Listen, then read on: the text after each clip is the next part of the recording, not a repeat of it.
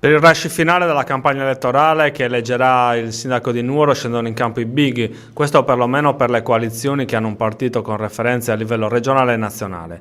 Segno che la campagna elettorale sta entrando nella fase decisiva e i candidati sindaci stanno schierando i pezzi da 90 nella consapevolezza che ogni voto è importante per arrivare primi alla meta.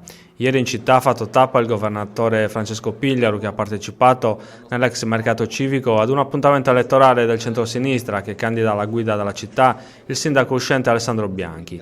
Un happening che ha visto la partecipazione dei candidati consiglieri e delle liste del centro-sinistra.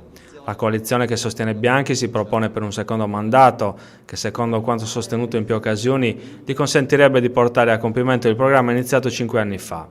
La convinzione del centro-sinistra è quella di riuscire a vincere le elezioni, riconfermandosi alla guida della città.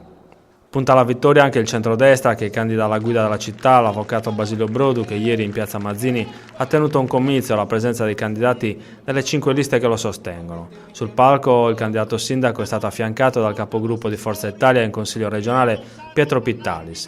L'obiettivo della coalizione, che si pone in alternativa al centro-sinistra, è quello di conquistare il municipio, questo al fine di dare una svolta alla politica nuorese, finora dominata a livello comunale dal centro-sinistra. Un'impresa non semplice perché Nuoro è da sempre, almeno a livello amministrativo, una roccaforte del centro-sinistra. Un supporto dai big nazionali arriverà anche per il Movimento 5 Stelle che candida a sindaco Tore Lai. Stasera sarà in città la senatrice Emanuela Serra, componente della Commissione Pubblica Istruzione, che compirà una visita in alcuni edifici scolastici cittadini. Lunedì invece saranno a Nuoro in piazza Mazzini i parlamentari Alessandro Di Battista, Mirko Busto, Manuela Serra, Manuela Corda e Roberto Cotti. Ma gli altri candidati sindaci non si fermano e stanno percorrendo la città in lungo e in largo per incontrare i cittadini.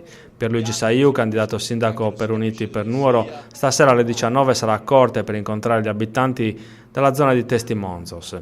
Sempre alle 19 la lista civica di Acomune, che candida sindaco Stefano Manironi, ha in programma un incontro pubblico nel parco di Tancamanna. Domani invece alle 11 Andrea Soddu, candidato sindaco per la coalizione Andrea Soddu Sindaco, sarà nel rione di Biscollai e incontrerà i cittadini alle 11 davanti alle scuole elementari.